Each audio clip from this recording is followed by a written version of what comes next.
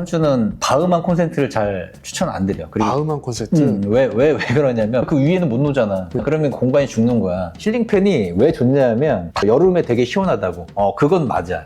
그리고 겨울에 되게 따뜻하다고. 근데 사실 겨울에 따뜻한 건 아니야. 겨울에 따뜻하다기보다는 삼촌 안녕하세요. 어서와. 오늘은 인테리어 할 때 삼촌이 생각했을 때 추천하는 템과 비추천템 이거에 대해서 한번 얘기를 하려고 카메라를 켰거든요. 어디 공간부터 얘기해보면 좋을까요? 고객님들 오시면 보통 현관부터 쭉 이제 투어하듯이 들어가거든. 그래서 현관부터 이야기를 하면 되겠지. 그러면 현관부터 얘기했을 때 한번 비추천템부터 한번 얘기해보면 어떨까? 비추천 아이템이라고 하기엔 좀 그런데 간혹 모자이크 타일 해달라고 하시는 분이 계시거든. 현관 바닥 타일을 모자이크 개념의 좀 작은 타일들, 줄눈 많은 거? 그렇지, 줄눈 많은 거. 이게 하게 되면 뭐가 문제냐면 바닥이 오염이 됐을 때 금방 그 줄눈 사이로 모래 같은 게 되게 많이 껴. 그러면은 청소하기 되게 쉽지가 않거든. 일반 큰 타일, 요즘에 우리는 이제 최소한 그래도 600에 1200각짜리 타일을 많이 붙인단 말이야.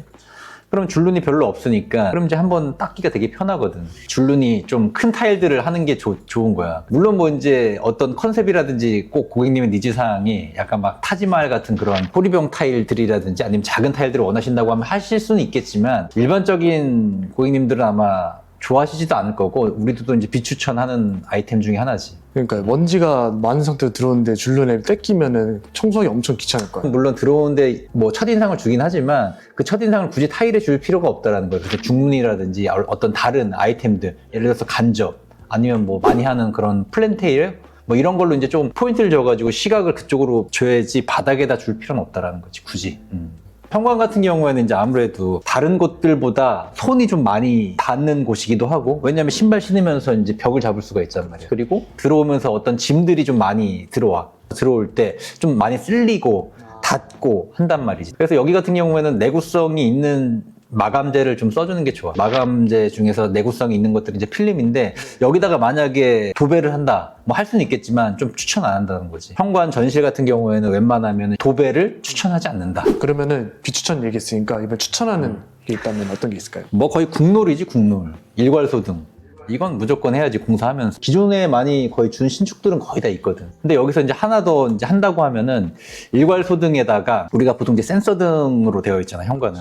근데 그 센서등을 스위치로도 연동할 수 있게끔 회로 분리를 해가지고 만들어주면 좋아. 그러니까 말 그대로 센서는 센서대로 켜지는데 네. 나중에 필요할 때 스위치로 킬 수 있게끔 해주는 거야. 계속 켜질 수 있게? 그렇지. 이게 어떨 때 좋냐면 첫 번째로 이제 만약에 현관이 전실처럼 넓은 곳 같은 경우에는 팬트리 같은 것들이 있거든. 근데 팬트리에서 만약에 센서 등으로 했다. 근데 내가 들어가서 어떤 작업들을 행위들을 하고 있는데 센서가 타이머가 되어 있거든. 그게 꺼지잖아요, 중간에. 그렇지, 꺼지지 자동으로. 네. 그럼 중간에 하다가 이러고 있거든. 이 불편할 수가 있는 거고. 또 하나는 뭐냐면 구조 평형대에 따라 좀 틀리긴 한데 우리가 그냥 있을 때는 상관없는데 누가 손님이 왔을 때가 이제 좀 문제. 예를 들어서 우리 집이 좀 밝게 보이고 조금 더 화사하고 따뜻하게 보이고 싶다. 이럴 때는 사실 불을 많이 켜잖아. 손님이 오셨으니까. 그렇죠, 밝게 보이려고. 밝게 보이기 위해서. 근데 전부 다 환한데 현관만 검게 보이는 거야. 덩그러니. 그렇지, 덩그러니. 생각을 해보면 이상하게 보일 수가 있어, 그 부분이. 그래서 그 부분도 손님이 오셨거나 조금 더 내가 시각적으로 좀 더 안정감을 좀 하고 싶다라고 했을 때는 현관 쪽에도 불이 켜져 있는 게 훨씬 더 공간 구성상 더 맞는 빛의 온도가 나오거든. 이왕 공사를 할 때 센서 등하고 같이 연동되어 있는 스위치 방식으로 하나 더 풀어주는 것도 추천하는 아이템 중에 하나고, 그리고 우리가 이제 많이 하는 중문. 중문은 사실 옛날에 안 해도 되긴 했었는데 요즘 들어서 이제 중문 수요가 많이 일어나는 게 예쁜 중문들이 되게 많이 나오는 것 같아요. 그리고 기능이 좀 추가된 자동 중문 이런 것들. 이왕 할 때 조금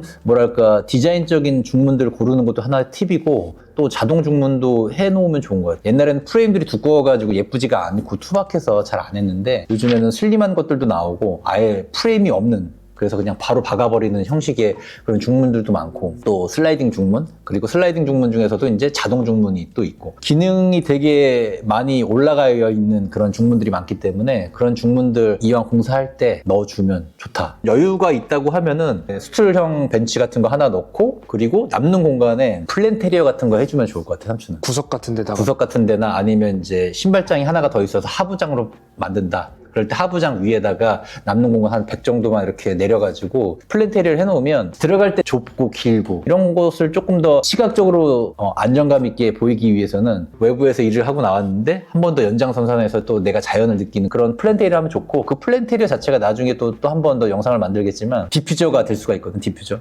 향기가 나게 할 그렇지, 수 있다. 디퓨저. 또 그 부분이 또 금방금방 쓸 수 있는 소지품들을 올려놓을 수 있는 공간이 될 수가 있어. 좀 그런 부분들을 좀 활용을 하면 현관 인테리어는 상당히 좋은 아이템들이 많다. 거실로 한번 얘기를 해보려고 하는데 거실에는 이번엔 추천 탭 먼저. 추천? 거실은 뭐 요즘 이슈가 많은 실링팬. 사실 옛날에는 천장에 무언가가 기물이 있는 것들 되게 좀 선호하진 않았어. 근데 요즘에는 이제 또 인식이 많이 바뀌어가지고 천정 디자인하고 다른 쪽으로 디자인을 조금 더 이제 분산을 시켜서 천장에 어떤 기물이 있어도 크게 이상하지 않는, 그리고 오히려 천장에 있는 그 실링팬 자체가 예전엔 다 백색이었는데 요즘에 우드도 많이 하고 블랙도 많이 하거든. 맞아요. 그만큼 아예 포인트를 줘버리는 거야. 또 거기에 맞게끔 다른 어떤 패브릭이라든지 뭐 가구라든지 이런 것들을 또 매칭을 시키면 나쁘지 않은 인테리어가 될 수가 있기 때문에 기능적으로 되게 좋아, 이 실링팬 자체가. 그러니까 실링팬 진짜 많이 하잖아요. 왜냐하면 실링팬 자체가 이 설명을 되게 잘해야 되는데 제대로 된 설명이 되어 있는 영상들이 없을 거야. 실링팬이 왜 좋냐면 여름에 되게 시원하다고. 그건 맞아. 그리고 겨울에 되게 따뜻하다고. 근데 사실 겨울에 따뜻한 건 아니야. 겨울에 따뜻하다기보다는 사실은 겨울에 이거 잘 안 켜. 겨울에 잘 안 켜요. 우리 집도 있는데 겨울에 잘 안 켜고, 겨울에 키게 되면은 뜨거운 공기가 내려온다고 하잖아. 근데 사실 우리나라 이 천구 자체가 2,400이 안 넘어. 2,300? 낮은 곳은 2,200. 이렇게 닿으면 손보다 조금 더 올라간 높이가 천정 높이야. 근데 거기에 뜨거운 공기가 있어봤자 공기가 더 데펴지냐 이거지. 똑같다라는 거야. 큰 차이가 없어. 이게 층고가 뭐 3m 이상 4m 되는 그런 높은 층고라고 하면은 실링팬이 있는 게 맞아. 높으니까. 그렇지, 너무 높으니까. 아. 그 열 자체가 올라가서 내려오는데 시간이 오래 걸리니까. 아. 근데 일반적인 아파트에서는 사실 겨울에 필요가 없다. 근데 언제 제일 필요하냐면 여름에 덥잖아. 그러면 사실 더우니까 직접적으로 바람을 쐬는 게 맞아. 기분이 되게 상쾌하고 좋아, 시원하고. 그렇죠. 근데 봄, 가을에는 그 바람을 만약에 내가 쏘잖아? 바람이 차갑게 느껴져. 근데 이거를 만약 역풍으로 해놓잖아, 봄하고 가을에? 그러면 바람이 나한테 직접 오지는 않아. 그렇기 때문에 바람개비는 도는데 바람이 직접적으로 나한테 오진 않는 거지. 왜냐면 역으로 도니까. 근데 기분은 되게 좋아, 상쾌해져. 공기 흐름이 되니까.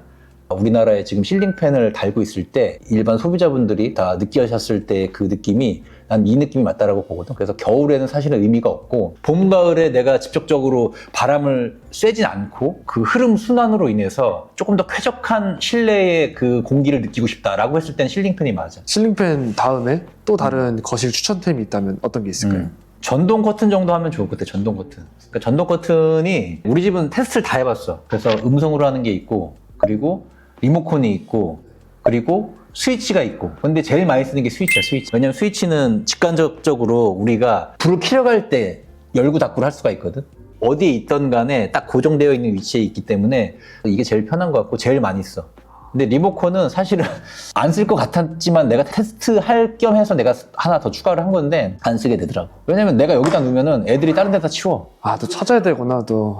눈에 안 보여, 이거 자체는. 이제 뭐 IoT 형식으로 해가지고 구글 뭐 이런 홈 네트워크 형식으로 해서 말로 하는 게 있어. 그것도 사실은 가끔 안 먹을 때도 있고 해가지고 잘 안 써. 그래서 직관적으로 가서 그냥 누르거나 하게 된다라는 거지. 물론 뭐 IoT를 하게 되면 좀 더 편한 게 뭐냐면 알람 시간에 맞춰가지고 커튼이 열리게끔 할 수가 있거든. 열리고 닫히게끔. 근데 그것도 잘 안 쓰게 되더라고, 거의. 스위치 방식이 제일 낫다. 거의 스위치가 나는 제일 편한 것 같아. 그래서 만약에 한다고 하면은 전동 커튼 같은 경우 할 필요가 있다. 또 다른 추천템이 있다면 또 있을까요? 공사 금액이 여유가 되면 각 방마다 전부 다 융 스위치 같이 이런 좀 예쁜 스위치들 이렇게 만들면 좋긴 좋거든. 근데 그런 것들은 이제 어쨌거나 목공이 수반돼야 되다 보니까 금액이 좀 추가가 될 수밖에 없어. 근데 목공도 최소로 하고 금액을 좀 더 세이브하고 싶다고 하면은 거실만 융 스위치를 하는 거지, 거실. 거실 공용부에만. 공용부만. 어차피 이제 보통 우리가 TV 반 매립을 하든 TV 완전 매립을 하든 그쪽은 목공을 꼭 하니까 그 벽면은 꼭 융 스위치로 해라. 현관에서 들어왔을 때 가장 먼저 보이는 곳이 TV 바로 옆쪽에 있는 스위치거든. 그래서 가장 눈에 띄는 곳이기 때문에 그런 것들은 조금 힘을 줘도 필수 아이템으로 선정을 해도 나쁘지 않다. 그러면 이제 추천템 얘기했으니까 비추천템. 비추천템이 그렇게 많지는 않아. 거실은 많이 이제 공사를 제일 힘을 주고 하기 때문에. 근데 그럼에도 불구하고 만약에 몰딩 공사를 해야 된다. 넓은 몰딩은 하지 마라. 넓은 몰딩 하지 마라. 기존에 있던 몰딩들이 보통 한 80mm 몰딩들이 많이 들어가 있는데, 만약에 몰딩 공사를 하더라도 그거보다 좀 더 슬림한 일반적인 게 4전이고 3전짜리도 나오고 2전짜리도 나오거든. 2전. 만약에 더 슬림한 걸 원한다 그러면은 2전짜리 몰딩을 먼저 시공을 하고 나서 마루가 가는 거야. 마루가. 그러면 보이는 곳이 10mm밖에 안 남아. 뭐 그렇게도 하는 데도 있거든. 일반적으로 근데 몰딩 공사를 잘 안 하긴 하는데, 만약에 몰딩 공사를 한다고 하면은 넓은 몰딩은 피하자. 그 다음으로 힘 많이 주는 것도 주방이 있잖아요.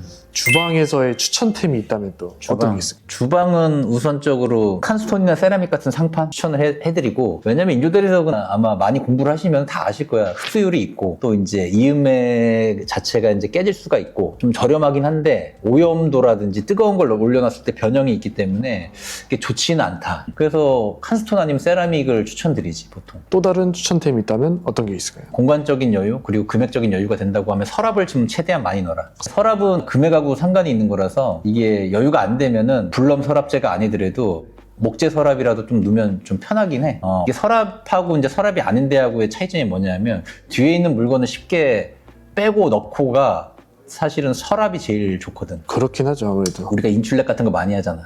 주방에서 아무래도 이왕 돈 들였을 때 활용도가 높은 주방 아이템으로 이제 변신이 되는 거지. 서랍. 그 다음에 또 추천템이 있다면 어떤 게 있을까요? 구조상 거의 구축에 해당되긴 하는 건데, 이제 만약에 기역자 주방이나 디귿자 주방 만드는 경우에 우리가 코너가 이렇게 만나잖아. 그럼 그 코너 장을 따로따로 하게 되면 한쪽 열면 그 뒤쪽으로 우리가 못 쓰잖아. 그래서 옛날에 하부장 같은 거에 땅콩 선반 누고 막 그런 얘기가 있었잖아. 그렇게 하지 말고 공장에서 잘 풀어주기만 하면 돼. 그래서 양계도 형식으로 넣어버리면 기역자 속장이 나오거든. 그래서 문을 이쪽으로 열고 이쪽으로 열고 해서 전면에서 기역자 수납을 전부 다 쓸 수 있게끔 만들어주면 깊이감도 있고 수납량도 되게 많아지고 활용도가 높아. 그래서 요거는 공장에다 잘만 말하면 어려운 건 아니다. 그럼 이제 추천템 얘기했으니까 이제 비추천하는, 삼촌이 비추천하는 주방에 어떤 아이템들이 있다면? 사실 주방도 비추천할 게 별로 없어. 왜냐면 진짜 다 뜯어 고치는 부분 중에 하나니까. 근데 그 중에서도 삼촌은 바흐만 콘센트를 잘 추천 안 드려. 그리고 바흐만 콘센트? 왜 그러냐면 바흐만 콘센트가 싼 게 아니야, 그게. 한 13만 원인가? 10몇만 원 하거든? 비싸네요.